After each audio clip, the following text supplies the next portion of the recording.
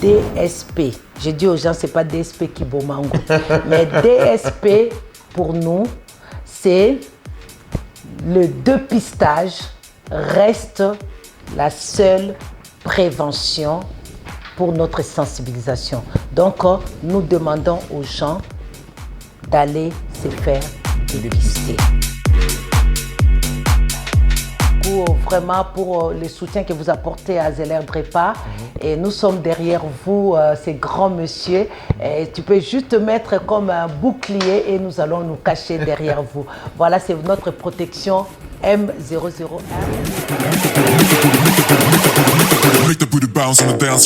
Et disperser et tout. Pour éviter certaines maladies génétiques, on demandait à ce que les personnes, avant de s'engager, de se marier, de faire des tests prénuptiaux. Et je viens d'apprendre aussi, on m'avait envoyé un lien d'un pasteur à Matadi qui demande obligatoirement dans son église, avant de bénir, de unir deux personnes, tu dois lui amener ton électrophorèse de l'hémoglobine, qui est l'examen que nous faisons pour connaître son génotype. On appelle ça électrophorèse.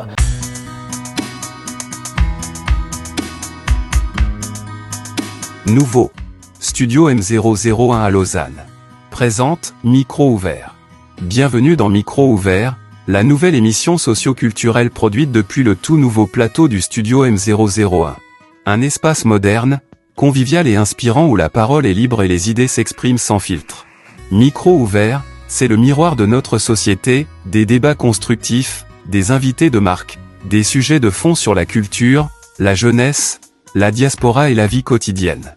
Tourné au studio M001, un lieu d'excellence dédié à la créativité, à la réflexion et à la voix du peuple. Micro ouvert, quand le micro se tend, la vérité se dit. Sponsor officiel Massaro 001. Présentateurs, Didier Mazuki et Williams Tshisekedi, les deux meilleurs journalistes dans la communauté africaine de la diaspora. Déjà sur vos écrans et sur nos réseaux officiels.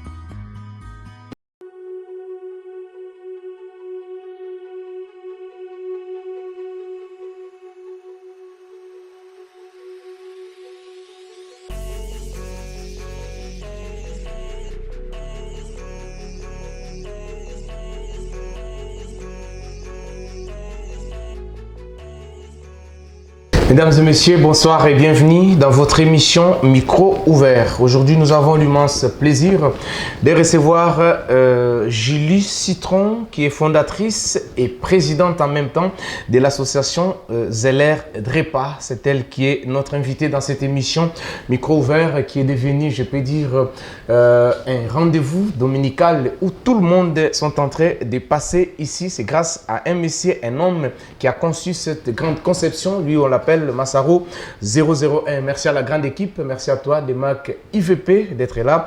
Merci également aussi à toi, Massamba, Brenda Massamba. Merci à Didier Masuki. Merci aussi à tout le monde qui nous accompagne ce soir dans cette émission Micro ouvert, qui a réussi une dame de fer, Julie Citron, à qui je dis bonjour et bienvenue dans cette émission, Julie Citron. Bonjour, monsieur William Tshisekedi. Merci d'être passé. Avant d'entrer dans le vif de notre émission, je souhaiterais à ce que vous puissiez quand même dire votre mot par rapport à cette conception qui est, je peux dire, nouvelle, conçue par un monsieur, un homme. Qu'est-ce que vous pouvez dire suite à ces beaux cadres que nous sommes en train de présenter, que nous avions réussi aujourd'hui ici à Lausanne?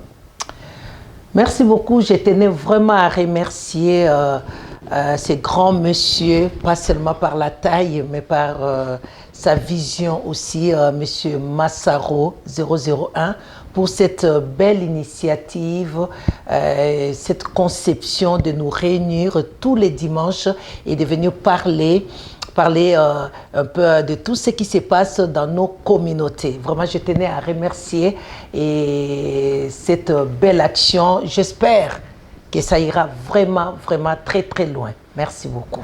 Voilà, merci. Nous allons maintenant vous recevoir. On va entrer dans le vif de notre émission, Julie Citron. Pour ceux qui ne te connaissent pas, et ils aimeraient quand même savoir d'où est venu le nom de Julie Citron. Pourquoi seulement Julie Citron? Pourquoi avez-vous accepté, ou soit c'est un nom qui vous a été donné par tes parents, ou bien c'est juste un nom sobriquet que vous-même vous avez pris, je ne sais pas moi où. Donc vous pouvez quand même dire à tous les téléspectateurs qui vous suivent, ça sera pour la toute première fois qu'ils puissent aussi savoir d'où est venu le nom des citrons. Merci beaucoup. Pourquoi pas mandarine? À ça. Pourquoi pas orange? Bon, il y a beaucoup de gens qui me posent cette question. Pourquoi citron? Pourquoi pas orange? Pourquoi pas tous ces fruits que nous connaissons, qui sont, moi, je dirais, accessibles à l'homme. Et pourtant, le citron est amer, un tout petit peu amer. Hein? Voilà. Ouais. Alors, je m'appelle Julie Mvala. Alors, un jour, on avait ouvert un restaurant à Paris. Et puis, j'avais reçu des clients qui sont venus de partout, notamment du Canada. Et parmi ces gens-là, il y a un monsieur qui m'a dit, tout le monde appelait Julie, Julie, Julie pour venir servir. Et lui, il coupait jus. Et puis les gens ont dit, mais quel jus? Il a jus de citron. Et c'est là est parti Julie Citron. Wow. Et après, je lui ai posé la question, pourquoi Julie Citron? Et il m'a expliqué, il a dit, vous savez, quand vous entrez dans des supermarchés, tous les fruits sont mis en avant. Vous avez de belles oranges, de belles bananes. Et les citrons, c'est un fruit. Des fois, il faut demander à la vendeur si vous avez des citrons. Et pourtant, c'est un fruit qui est nécessaire à la survie de l'homme, moi, je dirais. Mais ce n'est pas quelque chose qui est mis vraiment en avant. Alors, les citrons soignent beaucoup. Les citrons entretiennent beaucoup de choses. On voit même maintenant dans le ménage, on a besoin du citron. Un homme te dirait, je suis allé voir une femme qui m'a lavé le pied avec du citron. Et tu as mal à la gorge, prends du citron. Et même pendant le corona, on a dit de prendre du citron. Alors moi, je conclus que les citrons, c'est un fruit qui est vraiment nécessaire à la vie de l'homme, mais souvent qu'on néglige. Et c'est un arbre que personne aussi ne grimpe parce que c'est très aiguillé. Alors voilà, moi je me suis dit, Julie, par rapport à mes actions, par rapport à mon altruisme, cette ambition que j'ai dit, je suis les citrons nommés par quelqu'un qui est venu du Canada et je suis vraiment entrée à connaître les citrons et j'ai vu que c'est vrai, je ne suis pas mise en avant, mais je suis utile pour ma communauté. D'accord, et vous êtes encaparé les noms de citron. Tout à fait. Et ça vous va, vous êtes bien, vous vous sentez bien dans votre peau avec ces noms? Tout à fait. Les gens, ça fait rire des fois quand on voit Julie Citron. Hein. Ça fait rire et puis il y a toujours, pourquoi pas, j'ai dit non, je suis acidulée. Même mon mari me dit, ah si toi t'es citron, moi je suis zeste de citron. Voilà, on rigole avec. Ok, merci beaucoup d'avoir éclairé le public des micros ouverts qui nous suivent en ce net moment. Ils ont quand même entendu d'où est venu votre nom des citrons. Mais vous avez quand même un parcours, Julie Citron. Je sens en vous, je suis en face de moi d'une dame, je peux dire lettrée, on est d'accord? Est-ce que pourriez-vous quand même nous dire de votre parcours, comment vous êtes parachuté dans le monde des associations? Parce qu'on sait très bien que la communauté, quand je dis la communauté congolaise, nous créons souvent des associations mallettes, des associations bidons, entre guillemets, qui n'existait pas, mais ce n'est pas le cas avec vous. C'est une association qui vit et on voit des actions que vous faites sur terrain. Dites-nous comment vous êtes arrivé jusqu'à ce stade-là. Ok. Alors, mon parcours, je dirais d'où je suis venu de Kinshasa. Après mes études. Vous êtes natif de Kinshasa? Oui, je suis de Kinshasa. Et après mon bac, vous avez fait vos études où à Kinshasa? Alors, j'ai fait mes études pédagogiques. Après l'école primaire, je suis allée à Kikwit. Après Kikwit, je suis revenue à Kinshasa où j'ai eu mon bac à l'école. J'ai fait la pédagogie. J'ai commencé par la biochimie. Oui, je comprends. La biochimie jusqu'à 5e. Je comprends pourquoi vous êtes un peu fluide. Même quand vous faites vos vidéos sur TikTok, vous êtes calme, tout ça. C'est-à-dire, c'est une personne que vous avez touché la craie. Il y a la méthodologie. Vous avez la méthodologie. Et puis après la biochimie, j'ai fait la pédagogie et j'ai fini à l'école CEPROMAD de grand monsieur Ntsaman que nous connaissons beaucoup. Non, il ne faut pas dire ça. Mais moi, je suis de là aussi. Un grand management. Vous avez fait le management là-bas? Non, moi je fais la pédagogie parce qu'il y avait le management. Et puis, moi, j'ai fait la politique administrative. Voilà. chez lui. C'est un grand monsieur vraiment dans notre communauté. Que je suis retournée dernièrement. Que nous saluons aussi. Nous saluons Tsaman. Tsaman Aloutou. Tsaman, la femme, le monsieur, quoi, le mari de Madame Ontsina. Ontsina, voilà. Et puis j'ai ma meilleure amie Fifi Ontsina qui est ici à Lausanne. Nous avons étudié ensemble. Donc après mon bac, et je voyageais pour l'Afrique de l'Ouest. Je suis allée faire l'école de formation des disciples. C'est vraiment quelque chose qui est chrétien. Alors après, je suis venue ici en Suisse. L'école de formation chrétienne, c'était pour que vous deveniez quoi? Une sœur? Non, pas une bonne sœur. C'est la Jeunesse en Mission, c'est une organisation interdénominationnelle. Donc, il y a plusieurs églises qui viennent où on forme les gens. On appelle ça l'école des disciples. Donc, le but est que demain, tu peux être docteur, même avec des fondements, avec la base chrétienne. Et tu peux être journaliste, avec vraiment faire que dans le monde entier, qu'on ait plus de chrétiens avec cette éthique. Tu travailles dans le gouvernement, mais tu aides avec ces sous-bassements chrétiens. Voilà. Et toi, tu venais de quel arbre chrétienne en fait? Bon, là-bas c'est interdénominationnel, comme j'ai dit à toutes les églises. Moi j'étais des Assemblées de Dieu, et on a rencontré vraiment des pentecôtistes, des autres, tout. Donc c'est là que je fais cette école, cette formation magnifique.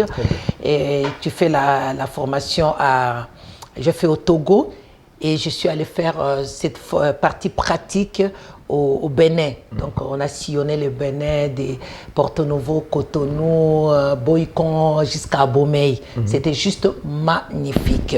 Au Bénin? Au Bénin. Est-ce qu'il y a aussi des chrétiens au Bénin? Oui, ça c'est la question que me pose, parce que le Bénin fait peur, hein. On voit plus vaudou, tout ça, mais il y a des chrétiens, je dirais même de vrais chrétiens, parce que là-bas, où tu es chrétien, ou tu ne l'es pas. Parce que toi-même, par rapport à ta famille, par rapport à ton entourage, et vous sortez d'une famille où vous avez des totems, où vous avez vraiment votre coutume, et toi, quand tu laisses tout ça et que tu t'engages dans la foi chrétienne, il faut rester vraiment dans la foi chrétienne. Est-ce que là au Bénin, on ne vous a pas aussi montré des trucs, tout ça? Ah non, c'était... Ouais, on a rencontré... Aujourd'hui, vous dites à tous les téléspectateurs que vous n'avez jamais... On n'a pas vu, mais on a rencontré des gens, par rapport à l'évangélisation, parce qu'avec la Jeunesse en Mission, on fait l'évangélisation, et on a rencontré les gens, on a fait le cure d'âme. Pendant la formation, on appelle ça une période des relations d'aide. Donc on vous parle, on vous enseigne comment aborder une personne sans l'heurter, sans lui faire du mal. Et c'est là qu'on a côtoyé beaucoup de gens qui ont abandonné aussi toutes ces pratiques et qui sont engagés dans la foi chrétienne. C'est vrai, vraiment de près, on a côtoyé la sorcellerie et le vaudou. Et vous avez vu ça, vous avez vécu de votre propres yeux? Par exemple, quand on est arrivé à Bomey, et vous connaissez, c'est là où il y a eu leur roi Béanzin qui a chassé les Blancs.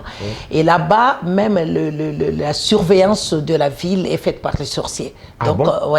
Donc, des fois, on rentrait de notre évangélisation, vous arrivez sur les carrefours, vous voyez, on vous a déposé les sacrifices, il y a tout, et vous priez, vous passez outre. Et une fois, c'était même pendant notre campagne d'évangélisation, il y avait une quarantaine de femmes habillées juste avec des petits draps blancs, seins nus, et avec des lanternes qui passaient, qui vous jettent des incantations. Et vous, parce que vous êtes allé... Mais t'as pas eu peur? Non. Bon, là, on a cette Dieu foi... était en vous. On a cette foi audacieuse, parce que quand tu te mets dans cette situation, pendant 6 mois et 3 mois, tu as été formé, tu dois partir 3 mois à la pratique, parce qu'il y a théorie et pratique. Et là, tu es préparé. Donc, il y avait cette peur à nous, ce qui faisait qu'on avait cette vie de sanctification, parce qu'on disait, écoute, quand on fait l'appel, il faut que Dieu réagisse tout de suite. Donc, on est sorti de là. Il y avait plusieurs nationalités. J'étais avec des Françaises, des Suisses, des Gabonais et autres, mais on a tenu bon. Et du coup, vous vous êtes retrouvé en Suisse? Après Togo, Bénin, je fais Ghana, Nigeria. Et là, je suis arrivée en Suisse en 96. et mon parcours, maternité, mariage et autres. Alors sur ces chemins-là, et en moi est vraiment sorti, moi j'ai dit c'est inné, hein, c'est en nous, c'est vraiment des choses qui émanent de l'intérieur. Donc on est avec cet esprit d'aider les autres. Alors, j'étais d'abord avec plusieurs associations en organisant même des soirées, notamment ici en Suisse. J'avais organisé cette soirée des grandes dames, si vous vous en souvenez aussi, où j'ai décerné un diplôme des grandes dames à toutes ces femmes africaines de la diaspora qui posent des actions respectives dans leur communauté. Alors, parmi toutes ces femmes, il y avait une vingtaine de 9 nationalités et c'était juste magnifique. Alors, ce parcours. Et après cette soirée, je me suis engagée à créer des plateformes, à réunir les femmes qui ont des associations. Je leur disais à quoi bon de se batailler si vous avez la même vision, les mêmes objectifs. Alors si toi tu nourris un orphelin et l'autre soutient la veuve, vous êtes obligés de travailler ensemble. Et là j'ai créé plusieurs plateformes et après je me suis engagée à un truc personnel. Ok, très bien. Est-ce que vous pouvez aussi savoir pourquoi toutes ces associations-là se chamaillent, étant donné que l'une ou l'autre, ils sont d'une manière un peu opposée. Chaque association a ses objectifs. Pourquoi est-ce que vous avez essayé de comprendre les causes profondes de cet échange, je peux dire, la manière dont il s'est chamaillé? Est-ce que vous avez pu comprendre les causes profondes? Oui, moi la cause, je dirais aujourd'hui clairement, c'est j'appelle ça la guerre de leadership. Et moi, je demandais à ces gens-là, parce que moi, j'amenais mon apport. Je venais avec financièrement, je peux t'aider à faire un live qui peut booster aussi ton association. Et je venais, j'enfilais les t-shirts de l'association, je parlais tout autour de moi. Et je leur demandais, j'ai dit, ça sert à rien. Parce que quand moi je viens, j'amène ce renforcement des capacités. Voilà. Vous voyez, je viens... J'avais un rapport. Voilà, j'amène cet apport. Alors, je leur ai dit, ça ne sert à rien. J'ai été vice-présidente dans telle association, j'ai été coordinatrice dans cette association. Je suis même arrivée à Kinshasa où je suis tombée sur des associations inexistantes, je vais dire. Et j'étais dans des orphelinats où le nombre d'enfants s'augmentait quand il y avait la présence d'une mécène ou d'un mécène, de quelqu'un qui amenait pour soutenir. Il y a eu beaucoup de fausseté. Il y a eu beaucoup de fausseté. Je me rappelle une fois, on a tapé une marche et on arrive devant une institution inexistante. Juste, c'est comme s'il y avait juste une location d'un mur. Et à mettre là Julie Citron et 20 et à l'intérieur, il n'y a rien. Alors, moi, je pense, je dis toujours, il ne faut pas marcher sur la tombe d'autrui, un peu jouer avec la souffrance des autres. Beaucoup des associations sont vraiment... Des associations entre guillemets qui n'existent pas. Vous ne pensez pas que plus les associations sont des associations bidons, on peut les appeler comme ça, et que c'est là aussi cause, parce que nous fréquentons au niveau des Nations Unies avec d'autres grandes associations, c'est ce qui s'est dit entre les murs, que la population congolaise, ou soit ceux qui ont des associations, ce sont des associations inexistantes. Tout à fait. Et cela, ça empêche même qu'on puisse réellement doter ou soit financer des vraies associations comme les vôtres. Et vous ne pensez pas que cela vous mette dans des situations très difficiles, très compliquées, et c'est à vous qui avez des vraies associations de mener une bonne campagne auprès des grandes institutions que non, malgré, il y a d'autres institutions qui ne fonctionnent pas normalement, mais nous quand même nous sommes là. Et vous, qu'est-ce que vous faites? Qu'est-ce que vous envisagez faire? Alors, nous, on essaie vraiment de mettre les gens en confiance. Je laissais, même quand je menais des actions pour d'autres associations, il y a des gens qui me faisaient confiance, disant que Julie, si vous donnez à Julie, je ne dis pas que je suis une sainte avec une l'auréole sur la tête, mais j'essaye de prouver, voilà, c'est les mots, j'essaye de prouver, de garantir les gens que c'est que je suis en train de faire, et c'est ça. Des fois, quand les gens me donnent financièrement, et je leur demande, est-ce que vous voulez que je vous remercie? Et quand j'arrive sur place, je fais la vidéo et je montre. Et c'est vrai, cette histoire-là de ces associations inexistantes fait que ça déconcerte, ça enlève cette motivation même d'aider. Il y a quelqu'un qui te dit aujourd'hui, j'ai donné et je n'ai pas vu. Alors ça déconcerte. Ça démotive. Alors, ça démotive complètement. Ouais. Et c'est pour cela, vraiment, moi, de mon côté, j'essaie de montrer, même quand je travaillais avec les autres, je faisais des vidéos, les actions menées, tout ça. Je parlais encore avec une infirmière qui sera là avec nous bientôt. Elle m'a dit, je suis allée au Ghana. Ça, c'est même pas congolais, hein. C'est Ghana. Il a dit, je vis cette association, toutes les images qu'on m'a montrées. Je pris mon billet, j'ai atterri au Ghana. Premier jour, montrez-moi où se trouvent les malades. Non. Deuxième, troisième jour, j'en avais marre. Et j'ai pris les transports, je suis allé au Togo, j'ai fini mes vacances et je suis rentrée. Donc, j'ai pris mon avion, je me suis organisée pour quelque chose qui n'existe pas. Parce que souvent aussi, surtout dans notre communauté, les gens qui créent des associations ont des ambitions derrière, politiques et autres. C'est faire un nom. C'est faire un nom. C'est faire, je peux dire, du pognon. C'est une notoriété voilà, comme ça. Derrière des et orphelins, on des voit, il n'y a enfants. pas cette empathie, il n'y a pas ce battement pour vraiment soutenir. Et tu verras, c'est ces gens-là qui n'ont pas ces battements qui font ces guerres de leadership. De bruit. Voilà. Merci beaucoup, Julie Citron, notre invitée dans cette émission Micro Ouvert. Et c'est vraiment micro ouvert. Quand le micro s'éteint, c'est-à-dire... c'est là où la parole sort et on ne va pas rester stérile sur ça. Là, on va parler maintenant de votre Zeller Drepa, dont vous êtes fondatrice, en même temps présidente, mais vous êtes gourmande vous-même, vous chapeautez les dés. Pourquoi ne pas donner à d'autres personnes? Vous n'avez pas de personnes dignes de confiance que vous pouvez peut-être léguer la présidence, vous restez tant que fondatrice. Pourquoi avez-vous pris tout le défonction, je peux dire comme ça, les défonctions fondamentales sur une association? Fondatrice, présidente, vous-même, pourquoi cette gourmandise? Ouais. J'ai du mal à me présenter comme présidente de l'association parce que je me suis dit est-ce que c'était important? Et hier, en discutant même avec mon ami personnel que je salue, Willy Chinga, et on était en train de vraiment de parler de ça. Alors, il dit, mais pourquoi? Il me dit, je te comprends. Que tu ne veux pas toutes ces nominations-là. Toutes ces éloges. J'ai dit alors, appelez-moi coordinatrice. Dit, mais non, même ça, il y a toujours la gloire derrière. J'ai dit alors, appelez-moi initiatrice. Dit, mais Julie, tu ne peux pas échapper, tu ne peux pas fuir. Oui, l'idée est venue de moi.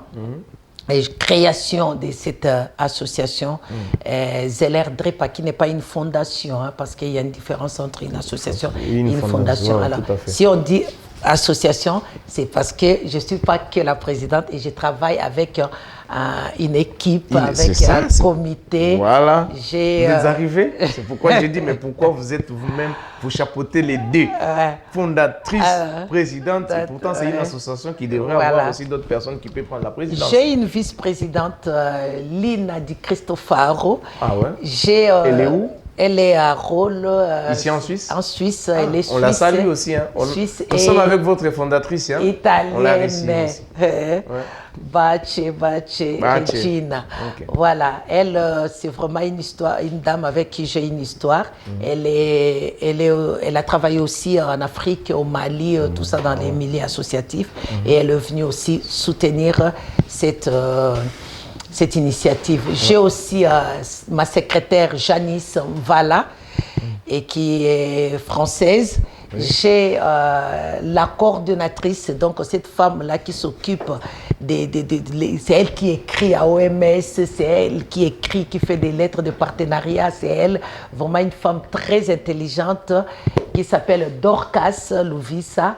Et nous avons aussi notre trésorier qui est Monsieur Zeller. Okay. Alors, l'idée est venue de moi, mais je ne travaille pas seule, j'ai une équipe. Vous avez toute une équipe. D'accord. Que signifie Zeller? Zeller est venu pas de mon nom, parce que je m'appelle Julie Zeller. Ah, vous vous appelez vous-même Zeller. Julie Zeller, c'est pas la C'est pas même possible. écriture. Parce que C'est pas la même écriture. Non, pas même mais, écriture. L'appellation, c'est la même. Même appellation. Alors, l'idée est venue, pourquoi? Parce que je cherchais un nom par rapport à l'association. Avant, j'avais trouvé DREP R. Ouais. Et ça fait Dreper, du nom, ça fait repère. Alors, j'ai trouvé Drep Art. Ouais. Mais après, je dis non, je ne veux pas ressembler parce qu'il y a déjà Drep Action, partout. Et Drep Care, il y a déjà Drep Care. Après, je dis OK, moi, je vais faire un centre.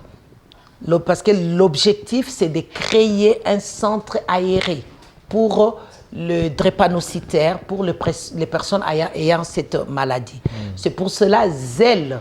Zeller, c'est deux mots. Oui. Il y a les ZEL qui signifient la force, qui signifie le courage.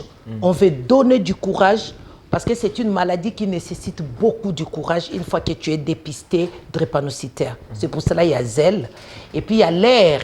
C'est côté bien-être. Pendant les crises, pendant la maladie, on dit notre centre, c'est un centre aéré. Et puis on vient chercher de l'air et du courage. C'est pour cela, Zeller, Drepa, c'est le nom de la maladie. Okay. Voilà. Ah, d'accord. Drepa, c'est le nom de la maladie. Voilà. C'est ça? Oui. Ok. Mais qu'est-ce qui vous a personnellement motivé à vous engager dans la lutte contre la drépanocytose? Bon, premièrement, je dirais, c'est personnel.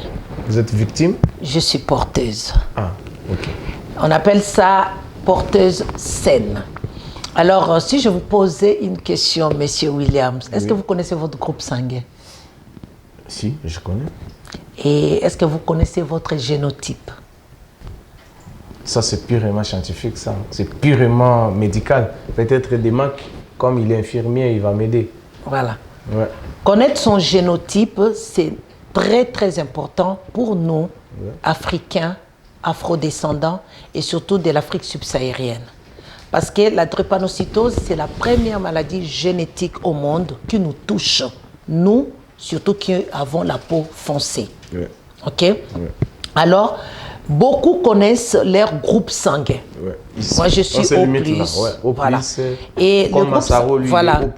Moi, je dis, groupe sanguin, c'est juste pour une transfusion, au cas où il y a une opération, au cas où il y a un accident, juste connaître pour qu'on te donne, qu'on te transfuse quelque chose qui est compatible avec toi. Avec toi, ouais. Alors, c'est comme une pièce de réchange. Voilà, une pièce de réchange. Alors, si je vais illustrer la génotype, c'est comme un avocat. Oui. Vous avez la membrane et vous avez le noyau. Tout à fait. Alors, le groupe sanguin, c'est juste cette membrane-là. Que tu manges l'avocat, tu enlèves la peau, tu manges la chair et tu jettes.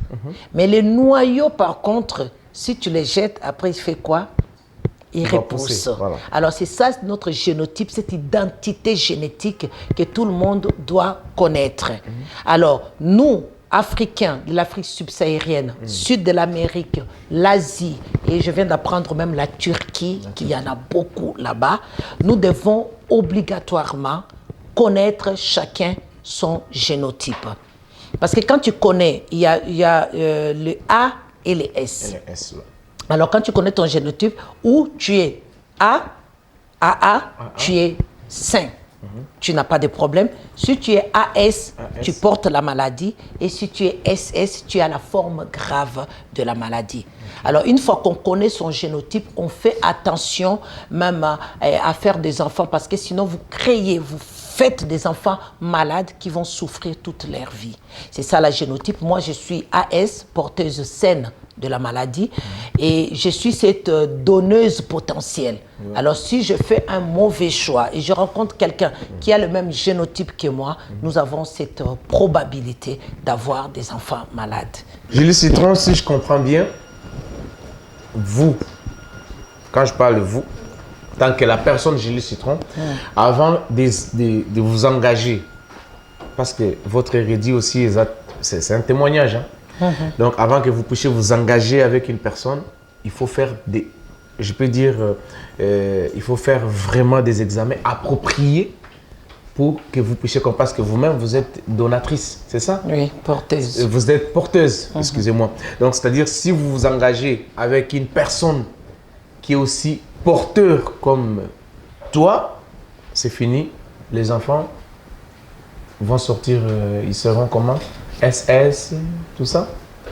Oui, donc j'aimerais un peu expliquer la chose. Vous savez, avant, on parlait des tests ou des examens prénuptiaux, qu'aujourd'hui beaucoup négligent. Avant, surtout en Europe, pour la consanguinité, parce qu'il y a eu des familles dispersées et tout, pour éviter certaines maladies génétiques, on demandait à ce que les personnes, avant de s'engager, de se marier, de faire des tests prénuptiaux. Et je viens d'apprendre aussi, on m'avait envoyé un lien d'un pasteur à Matadi qui demande obligatoirement dans son église, avant de bénir, de unir deux personnes, tu dois lui amener ton électrophorèse de l'hémoglobine, qui est l'examen que nous faisons pour connaître son génotype. On appelle ça électrophorèse. Et j'ai dit aux gens d'aller demander à leur médecin traitant, je vais faire mon électrophorèse. Hier, il y a une copine à moi qui m'a surpris, m'a dit, Julie, je voulais garder ça comme surprise, mais il y a de cela 2 semaines, je suis allée faire mon électrophorèse, parce que quand tu parles de cette maladie du haut de mes plus de 40 ans, et c'est la première fois que je découvre l'ampleur que tu parles sur cette maladie. Merci beaucoup Fifi Luzolo, que Dieu te bénisse. Elle a dit, je vais le faire aussi à mes enfants. Alors, ces examens sont très, très importants à le faire. Et on le faisait dans le temps, et aujourd'hui les gens ne le font pas, on néglige. Et des fois aussi, selon les témoignages que j'ai écoutés à Kinshasa, de personnes, on leur demande quelques jours avant le mariage. Imagine, tu rencontres quelqu'un, tu l'aimes, tu décides de l'épouser, tu donnes ta dot. Et demain, tu te présentes devant ton curé, ton pasteur qui te dit, moi, avant de vous unir, ça. Et il y a un frère qui m'a expliqué que sa sœur s'était sortie que son mari était AS et elle aussi AS. Alors on leur a dit, vous ne pouvez pas vous marier. Il a dit, non, moi je l'aime, il m'aime. Et le reste, il a déjà découvert l'embouchure du fleuve. Dieu fera. Alors après, ils se sont mariés et ils ont 2 enfants porteurs de la maladie. Et on parlera aussi de ce côté, la foi. La foi par rapport à la maladie, parce que des fois nous disons Dieu fera, Dieu va agir. Et sur ce domaine-là, moi j'ai dit aux gens, tu peux dire que Dieu est incapable ou impuissant. Parce qu'il t'a donné tous les moyens. Il t'a enseigné. Voilà, comme c'est écrit dans la Bible, il y a un verset qui dit, à votre foi, ajoutez la connaissance, ajoutez la science, ajoutez l'intelligence. Ce n'est pas parce que nous croyons en Dieu et que nous restons comme ça. Et nous savons qu'il y a plusieurs personnes qui ont servi Dieu, de Moïse, de Joseph, étaient des personnes quand même lettrées et intelligentes. Alors, c'est pour cela, vraiment, nous demandons obligatoirement à aller se faire dépister. À Kinshasa, pour ceux qui nous suivent, qui avaient aussi des familles à Kinshasa, vous pouvez aller à Chichi, Mokole, Inerbe, et c'est pour $20. Avec $20 seulement, tu te fais dépister et tu connais ton génotype. Et une fois que tu as la connaissance, faites-le même à vos enfants, toutes petites, comme je bénis à ma sœur Brenda Labelle, qui m'a dit, je connais mon groupe sanguin et mon génotype. Waouh! C'est une personne à féliciter, parce que beaucoup ne connaissent pas. Alors là, si elle rencontre un homme qui est AA, il n'y a pas de souci. Même AS, il n'y a pas de souci. Même SS. Elle aura des enfants AS, mais qui seront des porteurs et porteuses saines. Donc voilà, nous devons vraiment nous sensibiliser. On parlait des tests prénuptiaux qui sont très importants, même le faire vraiment en amont, descendre même à partir de 10 ans et tout ça, le faire. Parce qu'en France, maintenant, c'est légal, on le fait à la naissance. Test de Guthrie, on a vu des bébés piqués à la cheville, on fait des tests pour connaître aussi leur génotype dès la naissance pour éviter beaucoup de choses. En tout cas, vous maîtrisez bien votre matière. Où est-ce que vous avez eu cette idée? Cette idée-là, c'est venu d'où? De créer l'association? Non, pas de créer d'association. Bah, bon, tout simplement, c'est basé à ce que vous venez de dire là, parce que c'est très profond. Parce que, avec tous les téléspectateurs qui nous suivent en ce moment, j'imagine combien qu'ils ne savent pas, qu'ils ne sont pas au courant. Même moi qui suis avec toi sur ce plateau, c'est la première fois que j'entends ça. Peut-être que je vais voir aussi mon médecin pour que je sache. Je connais. Tout à fait. Bien évidemment. Ton génotype. Voilà, ça, je ne connais pas. Ouais. Il faut que je puisse voir mon médecin. Mais aujourd'hui, Julie Citron, quelles sont des actions concrètes que vous menez pour accompagner les personnes atteintes de ça? Ok. Alors, je reviens un peu en arrière. Tu as parlé de cette maîtrise, de cette connaissance profonde de la maladie. Parce qu'une fois que vous souffrez... Qui est derrière toi? Ouais. Une fois que vous souffrez de la maladie, ou bien vous avez de près côtoyé cette maladie-là, ça vous donne aussi la force de parler. Moi, ce que je suis en train de faire, je suis en train de sensibiliser. Ma mission est de sensibiliser parce que, étant porteuse de la maladie, j'ai aussi d'autres frères et sœurs qui sont porteurs et eux ont eu, j'appellerais ça cette malchance de rencontrer des personnes ayant le même génotype qu'eux et nous avons eu des enfants atteints de cette forme grave de la maladie. J'ai perdu ma nièce l'année dernière de 38 ans. Oh là là. Qui avait cette maladie, paix à son âme. J'ai un neveu, si vous allez sur mon compte TikTok, et lui-même il dit je suis le mascotte de Maman Julie, mon neveu de bientôt 20 ans qui est porteur de cette maladie, mon mascotte Guigui Stone, et à lui on a fait même l'ablation de la rate. Parce que comme la rate prend beaucoup de sang dans l'organisme avec tous ses organes vitaux, on lui a fait cette ablation de la rate. Et j'en parle tous les jours. C'est vrai, je lis aussi. Mais j'ai encore une nièce qui a ça, dans la famille, il y a ça, tout autour de moi, il y a ça. C'est pour cela, comme la maladie, elle reste silencieuse. Vous savez que la drépanocytose, on appelle ça d'abord une maladie silencieuse. Personne n'en parle. Parce qu'ici, en Europe, vous voyez, une fois que tu as 20 ans, vous recevez des lettres, des convocations, allez vous faire dépister de cancer de côlon, de cancer de col de l'utérus, des seins et autres. Parce que c'est une maladie aussi qui les touche. Nous, de notre côté, nous devons aussi sensibiliser dans ce sens-là. Parce que cette maladie nous touche en premier. C'est une, je vais dire, cette malformation des globules rouges est sortie d'une mutation de la malaria. Vous savez, la mutation de la malaria, et c'est dans des pays chauds qu'il y a cette maladie-là. Alors, donc cette ici, mutation, en Europe, il n'y a pas. Et avec les métissages, c'est en train de monter. Maintenant, il y a vraiment, tu vois quelqu'un blanc, mais qui est drépanocytaire. C'est avec le métissage, ça monte. Admettons, moi, je suis AS, je me marie avec un Suisse qui est AA, parce qu'eux, ils sont AA. Nous avons un enfant métis AS. Alors, cet enfant métis qui rencontre notre métis AS, ils feront un enfant mulâtre SS. Vous voyez? Alors, c'est pour cela, nous demandons, vraiment, moi, des fois, je me plie, je me mets à genoux, je supplie. Il y en a qui disent, ah, moi, j'aurai plus d'enfants. Mais je vous demanderai de les faire, comme ça, vous aurez même la conscience tranquille que je n'ai pas transmis cette saleté à mes enfants. J'ai parlé que c'est une maladie silencieuse, on n'en parle pas. Deuxièmement, c'est une maladie du racisme. Parce que, admettons, un enfant noir, drépa, qui vient avec de douleurs intenses, parce que la maladie est caractérisée par la souffrance et la douleur. Et cette douleur quels sont le type de douleur que... Alors, je vais revenir un peu. Parce que c'est une malformation des globules rouges. Les globules rouges sont censés être ronds, comme ça. Pour une personne normale, c'est des ronds. Alors, pour quelqu'un qui est drépano, tu vois, drépano, qui vient du grec drépano, qui veut dire croissant ou fossile, comme ça, cette forme arquée, comme ça, comme une banane. Alors, ce qui fait que non, les sangs, c'est les globules qui transportent l'oxygène dans les sangs.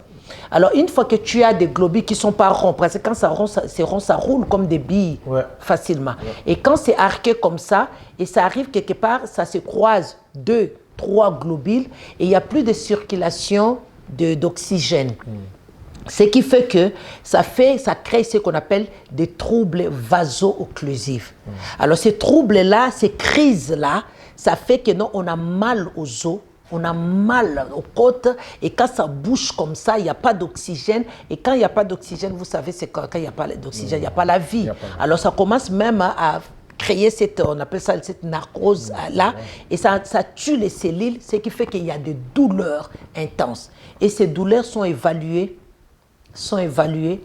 à plus de 9 fois les douleurs d'un accouchement. Oh là là. Cela veut dire, tu imagines un enfant de 4 ans, de 5 ans, de 10 ans qui fait ces crises, qui dit que je même fait un AVC, parce qu'ils font beaucoup des AVC. Oh là là. Et ils disent que mon corps s'appelle douleur. Et tu le vois, c'est comme si on le broyait les os. C'est comme si on les cassait, comme si on les piquait. Alors tous ces enfants-là, quand ils expliquent leur souffrance, c'est évalué à plus de ça. Plus alors, élevé. Nous, ce que nous faisons, nous voulons faire éviter cette souffrance aux gens. La maladie, elle est, je vous ai dit, silencieuse du racisme. Et puis quand quelqu'un atterrit comme ça, avec des douleurs intenses, devant une personne, dans un hôpital, une personne qui n'a pas la connaissance de la maladie, lui donne un dafalgan. Et puis, j'ai mal. On veut vous donner quoi? On lui donne morphine. J'ai mal, on lui donne tramadol. Mais j'ai mal à un certain moment donné, tu exagères, tu veux juste te shooter. Parce qu'on les considère aussi comme des drogués.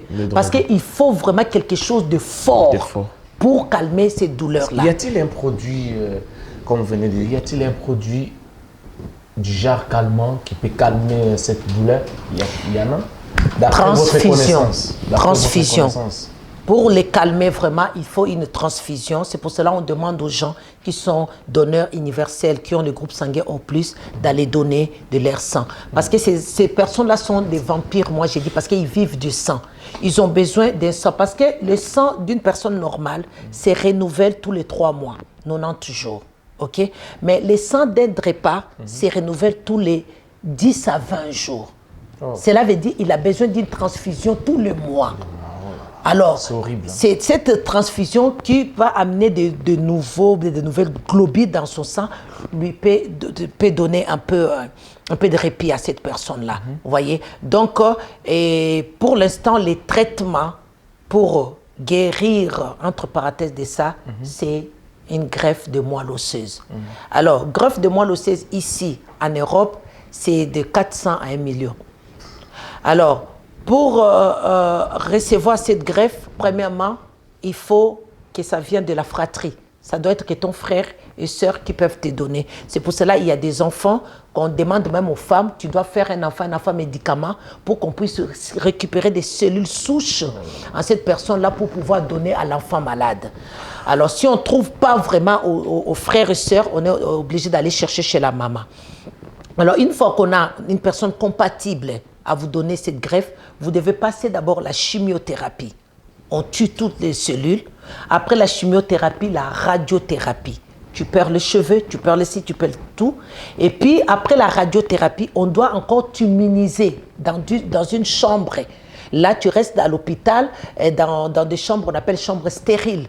Tu dois rester là-bas pendant un moment pour qu'on regarde si tu es vraiment bien, tu n'as pas d'autre contamination. Et c'est en ce moment-là qu'on vient maintenant te greffer. Et ce n'est pas aussi une réussite, parce que ça peut aussi rejeter, comme toute greffe. Donc, alors, l'œuvre humaine n'a jamais été parfait. Selon vous, il faut arriver à là où nous sommes, ou bien il faut aller seulement se faire dépister pour ne pas arriver à tout ce que je vous ai donné comme parcours pour une guérison. Le choix est clair. Il faut aller se dépister.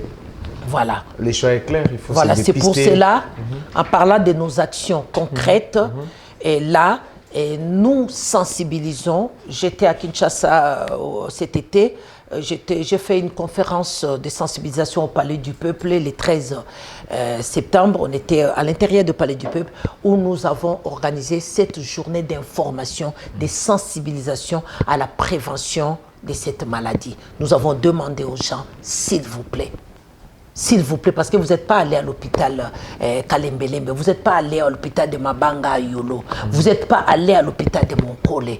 Et si vous allez là-bas, c'est des mouroirs, moi j'appelle ça. Parce que des enfants qui sont là, avec des yeux tournés, avec la souffrance intense, qui attendent la mort. Alors vraiment, nos actions, c'est que nous continuons aussi à le faire sur les réseaux et tout, nous demandons aux gens, papa, maman, même si tu ne veux plus avoir des enfants, faites-les pour savoir si tu as donné ça à tes enfants ou pas. Pour nous soutenir, nous, notre objectif, c'est 2026 personnes, mais Kinshasa étant cette agglomération, cette province qui a plus de 20 millions d'habitants, alors si vous voulez nous donner plus que nous allons recevoir, plus aussi nous allons faire dépister des gens. Voilà. Voilà, nous sommes arrivés à la fin. C'est ça votre dernier message. Je pense que vous avez encore un autre message à adresser à tout le monde qui vous ont suivi, qui voudront aussi adhérer à votre association, à votre idée. Oui. Qu'est-ce que vous pouvez leur lancer comme message? Alors, mon message, c'est toujours ce message de sensibilisation. Mon association, on applique le DSP. J'ai dit aux gens, ce n'est pas DSP Kibomango. Mais DSP, pour nous, c'est le dépistage reste la seule prévention pour notre sensibilisation. Donc, nous demandons aux gens d'aller se faire dépister. Et pour nous contacter, zeledrepa.ch. Il n'y a pas un numéro de téléphone?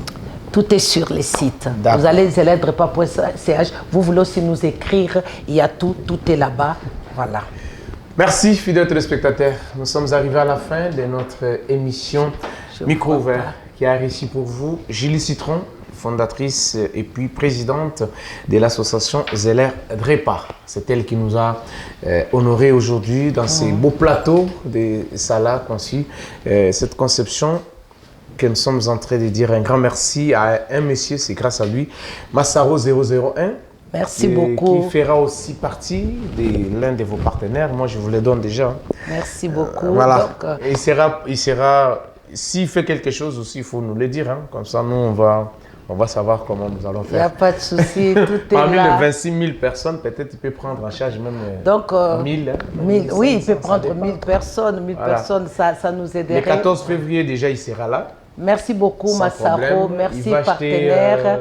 Merci beaucoup vraiment pour le soutien que vous apportez à Zeller Drepa. Et nous sommes derrière vous, ces grands messieurs. Et tu peux juste te mettre comme un bouclier et nous allons nous cacher derrière vous. Voilà, c'est notre protection M001. 001. Merci à mademoiselle Brenda aussi qui nous a accompagnés. Brenda Massamba, Demak, Didier Masuki, Oscar Lebo, Motema Mama Dada. Ouais. Et merci aussi à vous. Merci, ça me vendra au cœur. J'oublie pas Monsieur Zeller.